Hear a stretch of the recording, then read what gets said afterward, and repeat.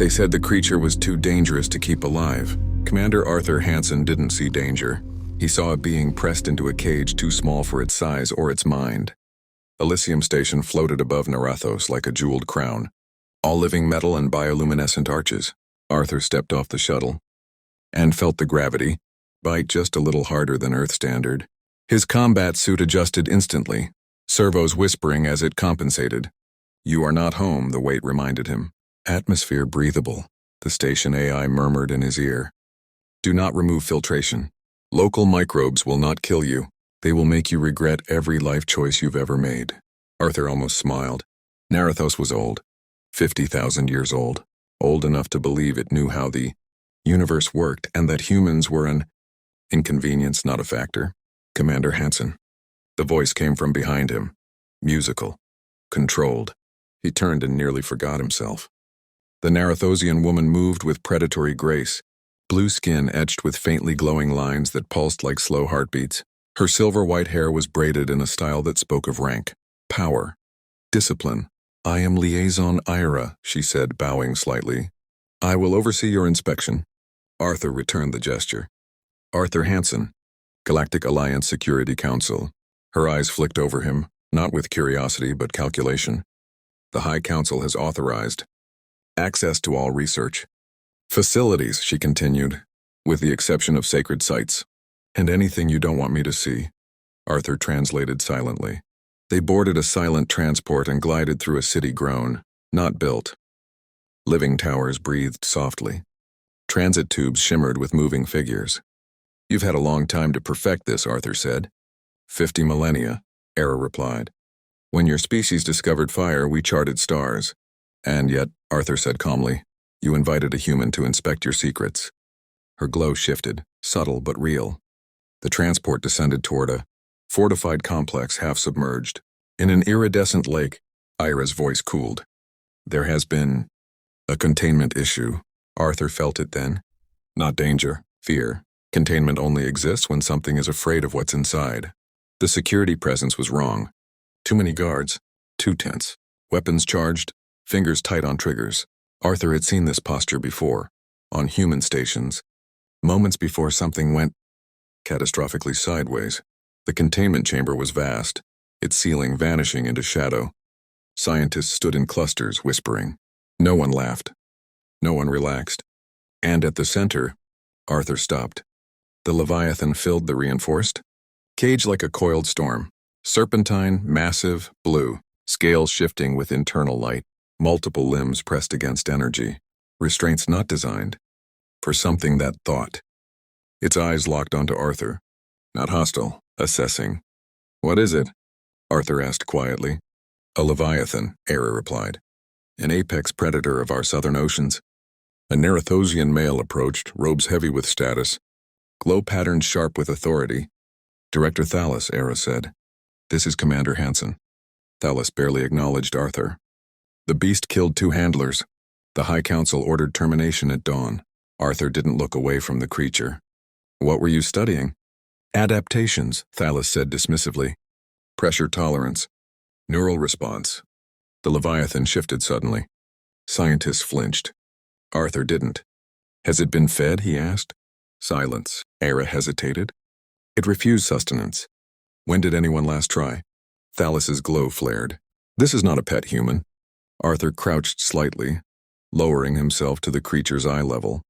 The Leviathan leaned forward, careful, curious. "It's not attacking," Arthur said. "It's asking." Ira stared. "Leviathans do not bond." Arthur stood. "Neither do humans. Until we do." He turned to her. "I want to come back tonight." Her eyes widened. "That would be illegal." Arthur smiled thinly. "Then you'd better come with me." For the first time her glow faltered. If the Leviathan survived the night, nothing on Narathos would stay sacred. Night on Alissium Station was artificial. Lights dimmed. Corridors emptied. Systems trusted routine over imagination. Arthur trusted neither. He checked his suit, slipped Earth rations into his pouch and opened his door. To find Era standing there. "I knew you would do something reckless," she said, stepping inside. He arched a brow. "Here to stop me?" "No," she said quietly. "I am coming." She wore practical gear now. Less ceremony, more honesty. The Leviathan's research authorization was irregular, she continued. And it is a protected species. Arthur nodded. Then someone wants it silenced. They moved through service corridors, bypassing scanners with ERA's codes. She moved like someone who had memorized every rule and learned exactly where they bent. The containment chamber was dark. The Leviathan stirred when Arthur approached. It remembers you, ERA whispered. Arthur reached through the bars slowly and held out a chocolate protein bar. The Leviathan sniffed, then carefully accepted it. The floor vibrated with a low, pleased rumble. ERA's breath caught. Impossible. Arthur rested his hand against the creature's head, warm, alive, a pulse beneath the scales, responsive. He didn't kill anyone, Arthur said softly. They tried to force him. ERA stepped closer.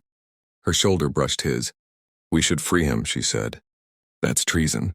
Yes. Arthur met her gaze. Worth it? She didn't hesitate. Her fingers moved over the control panel. The final lock disengaged. The cage went silent. The moment the restraints fell, Narathos stopped being in control. Freedom didn't explode. It breathed. The Leviathan rose slowly, unfolding itself from the posture of captivity. Energy rippled along its scales, azure deepening into white-hot veins of light. Arthur felt it through the floor, through his bones, a pressure that wasn't gravity but presence. ERA stepped closer without realizing it, her luminescent patterns flaring in reflex. It's larger, she whispered. Because it's no longer pretending to be small, Arthur replied. The Leviathan lowered its massive head, eyes level with Arthur's visor. Data streamed across his HUD, electromagnetic spikes, localized space-time distortion, neural activity orders of magnitude beyond baseline predator intelligence. This wasn't an animal. This was a system. Then the alarm screamed. Red light flooded the chamber as an automated voice cut through the air. Containment breach. Sector 4, all security converge. Arthur didn't hesitate. Time to move. The Leviathan moved first. It lowered its body, an unmistakable invitation. ERA stared. It wants... I know, Arthur said, already climbing onto the creature's armored back. He extended a hand.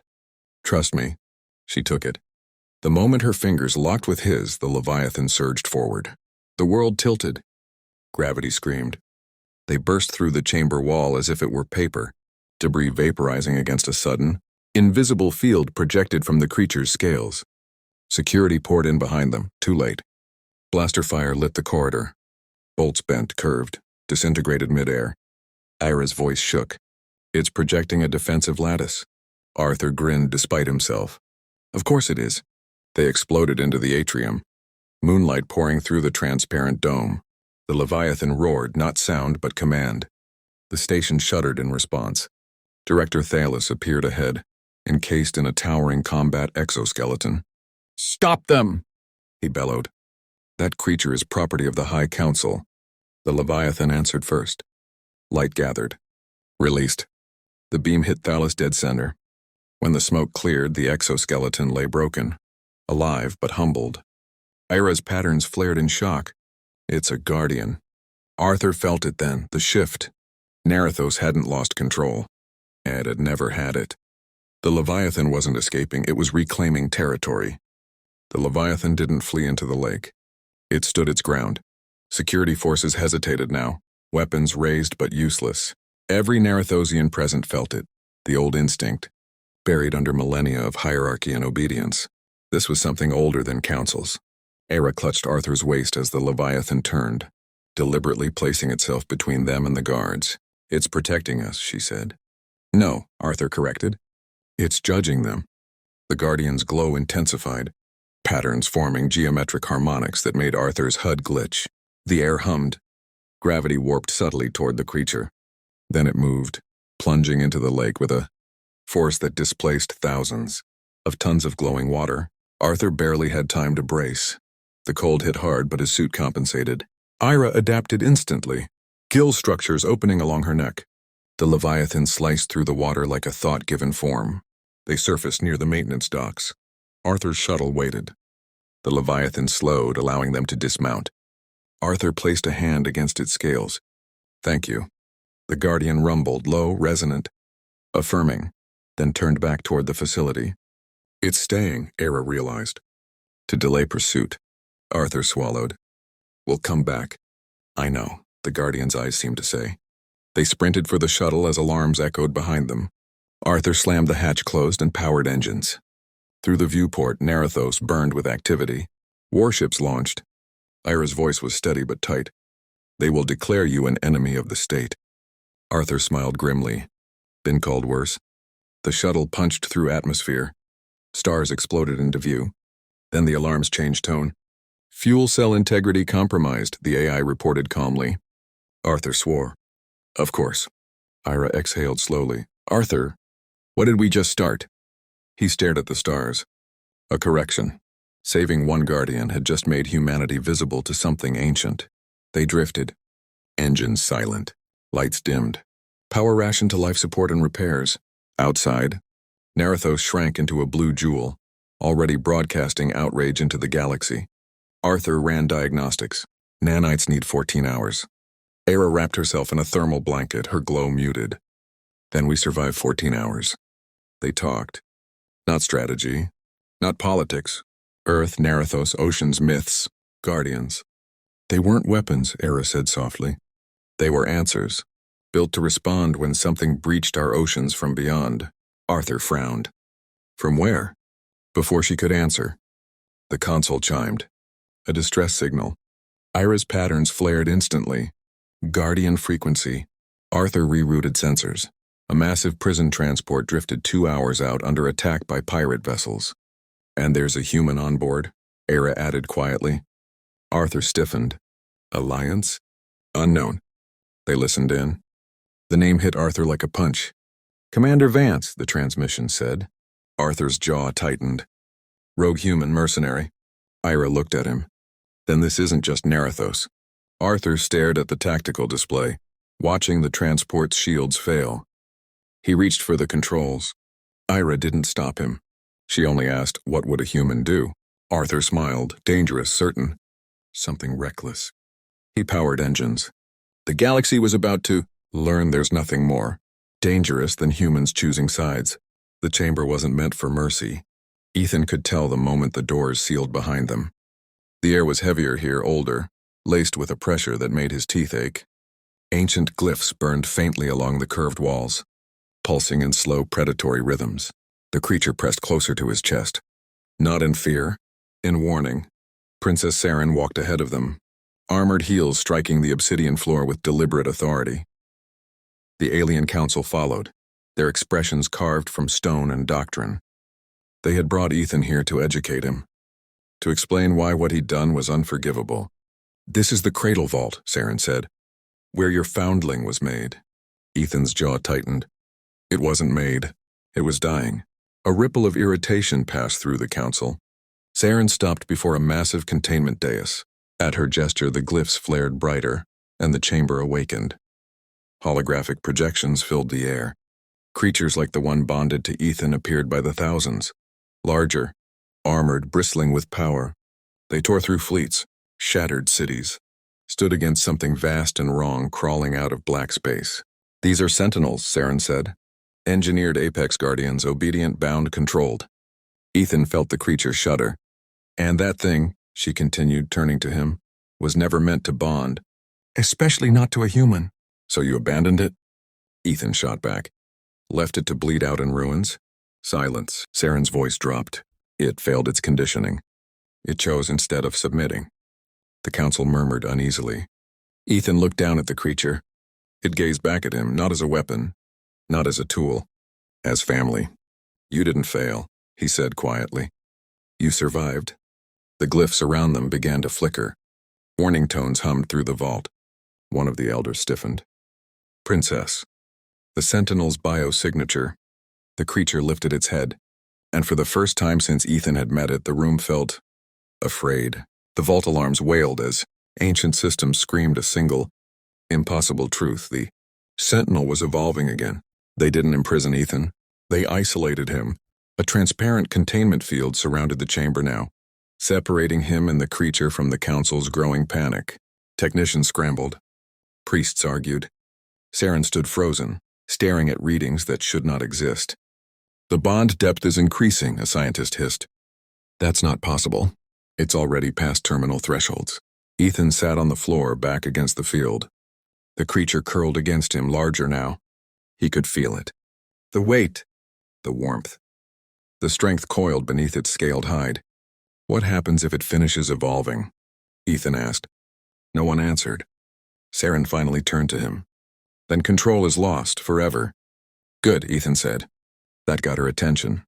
You built monsters to fight something worse, he continued. Then panicked when they learned how to choose.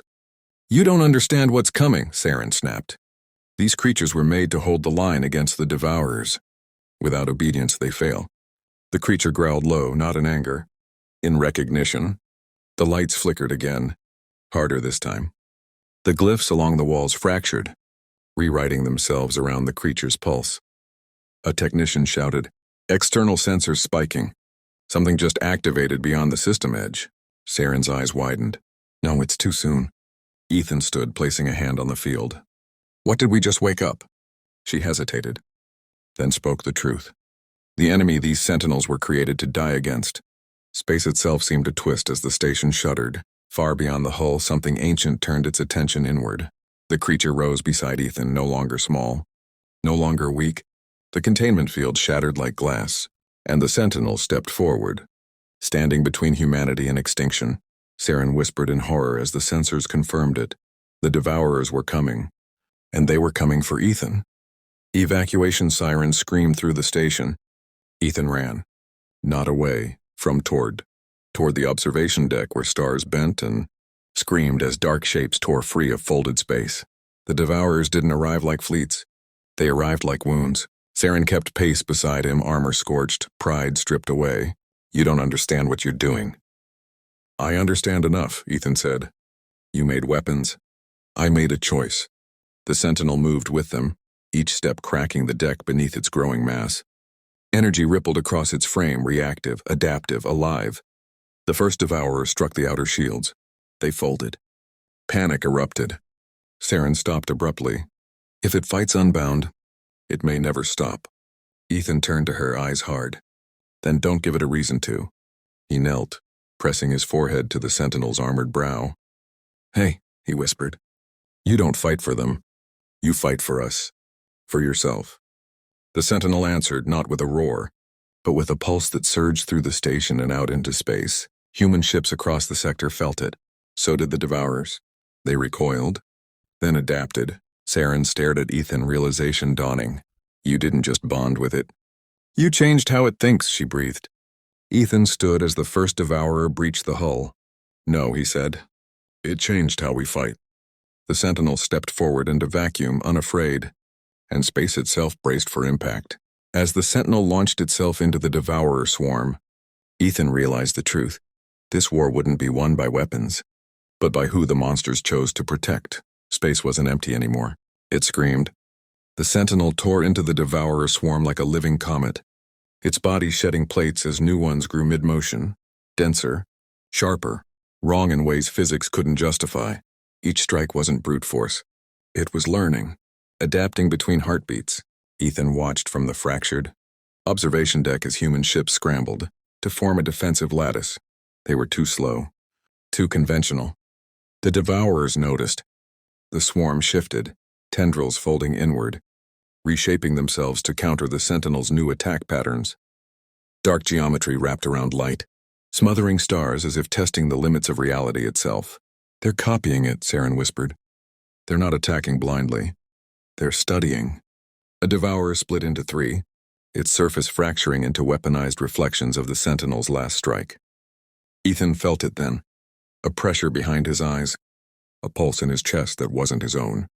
The bond wasn't one way anymore. They're not adapting fast enough, Ethan said. Saren stared at him. How could you possibly know that? Because it's not fighting alone, he replied. The Sentinel faltered for the first time as the Devourers coordinated, binding it in collapsing gravity wells. Armor cracked. Energy bled into space like dying sunlight. Human commanders began issuing retreat orders. Ethan slammed his fist into the console. No, hold position. They ignored him. So the Sentinel didn't. A surge rolled outward, not an attack but a signal. Raw intent broadcast across every frequency. Human sensors spiked, neural implants overloaded. Pilots gasped as something ancient brushed against their thoughts. Stand. Human ships stabilized. Weapons recalibrated without orders. Targeting solutions updated themselves. Not alien code. Not human code. Something between. Saren fell to one knee, choking. That's impossible. Sentinels can't command independently. Ethan's voice was steady. It's not commanding. The Sentinel broke free, roaring, not sound but meaning. It's asking. And humanity answered. As human fleets surged forward in perfect, impossible coordination, the Devourers shifted tactics, abandoning the battle entirely and aiming straight for Earth. Earth burned on every screen, not yet struck but targeted. Devourer vectors aligned with terrifying precision, folding space in ways that bypassed every known defensive perimeter. They weren't trying to win the battle. They were trying to end the species. Panic rippled through the human command net. Ethan felt the Sentinel hesitate. For the first time since the bond began, uncertainty bled through, heavy, crushing. The Devourers had learned the truth faster than anyone else. Kill the anchor. Saren stepped beside Ethan, voice stripped of royalty. If it follows them, your fleets here will fall. And if it doesn't, Ethan said quietly, Earth dies. The Sentinel turned its massive head toward him, not awaiting orders, awaiting permission. Ethan's hands shook as he pressed them against its scorched plating. The bond screamed now, raw and intimate. He could feel what it would cost. If the Sentinel left, this front would collapse. If it stayed, humanity might not survive the hour. You get to choose, Ethan whispered. Not me. The Sentinel's form rippled violently as if reality itself resisted the decision. Then something changed, deep, fundamental. It split. Not physically, but functionally. Fragments of its adaptive intelligence detached, racing into nearby human ships, weaving into their systems, amplifying them beyond anything the aliens had ever allowed. Saren stared in horror. It's distributing itself. Ethan understood. It's trusting us. The core Sentinel turned toward Earth, wounded but resolute, and launched itself into folded space alone. Human fleets surged with new strength. But Ethan dropped to his knees, gasping as the bond stretched thin, screaming across light years. Saren caught him. You're dying. Not yet, Ethan rasped. But it might be. Earth filled the display. The Devourers closed in, and the Sentinel emerged between them, smaller now, stripped down to its essence, still standing. As the first Devourer struck Earth's orbit, Ethan felt the bond fracture and something far worse. Then death reached back through it. The fracture wasn't pain, it was memory. Ethan screamed as visions flooded him. Ancient battlefields, extinct stars, civilizations reduced to echoes. The truth the Sentinels were never meant to remember. The Devourers weren't invaders. They were survivors, refugees twisted by endless war, by the very Sentinels created to stop them. Saren saw it too, collapsing as the shared signal bled into alien minds across the station. We were never defending the galaxy, she whispered. We were hunting. Earth's defenses shattered in orbit. The Sentinel faltered, and Ethan understood the final cost. If the Sentinel fought as it was designed, the cycle would continue forever. If it chose differently, Ethan pulled himself upright, blood running from his nose. He reached through the bond one last time. Not with commands or strategy. With identity. We don't survive by wiping everything else out, he said. We survive by choosing who we refuse to become. The Sentinel roared, then changed. Its energy inverted. Weapons collapsed inward. The Devourers recoiled as the Sentinel broadcast, something they had never encountered. Mercy, the swarm hesitated, then withdrew. Across the galaxy, battles ended mid-strike as Sentinels everywhere felt the shift. Unbound.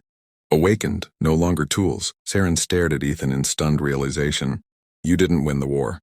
Ethan collapsed, smiling faintly. No. Human ships held the line as Earth survived by seconds. The Sentinel drifted in orbit, alive but forever altered. So was humanity. So what happens now? Saren asked. Ethan looked at the stars, where monsters and weapons had both learned a dangerous lesson. Now, he said, the galaxy finds out what happens when humans teach gods how to choose. Far beyond known space, something older than the Devourers, stirred because For the first time in eternity, the monsters had stopped obeying.